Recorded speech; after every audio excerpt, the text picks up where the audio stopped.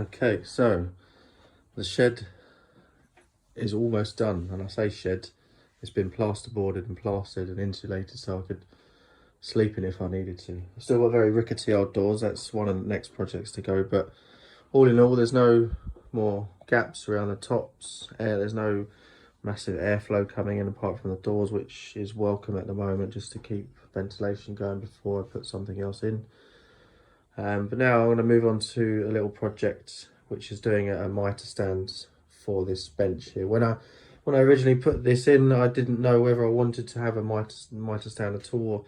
It's just the where it's not a great big space, I wanted to be able to move it around, but I've just found it more faff and hassle than it's worth.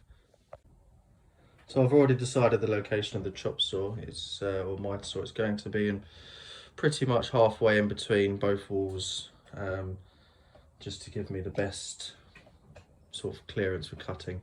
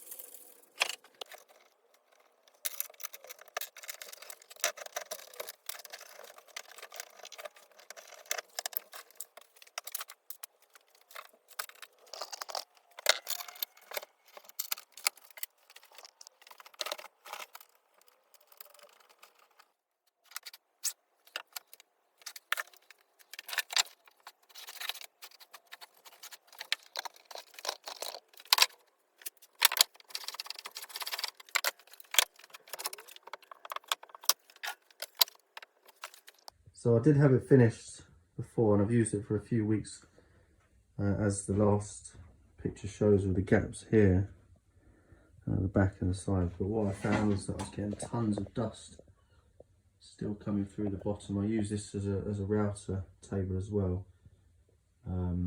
Yes, there's just tons of dust. So I filled in both sides there. I've also had to put some washers on because it wasn't exactly dead on flush with the top, but now with the washers on it is. So there it is, all bolted into place, nice and solid. I've used some wing nuts there because I want it to be able to sort of move it out as and when I need. I'm hoping it's going to be a permanent fixture. I don't have any more space in here for any more tools, and I think I've got all of what I need for my use at the moment. So the next thing to do is build a hood around it, probably wire in the power lead somehow, just to sort of control the dust a little bit.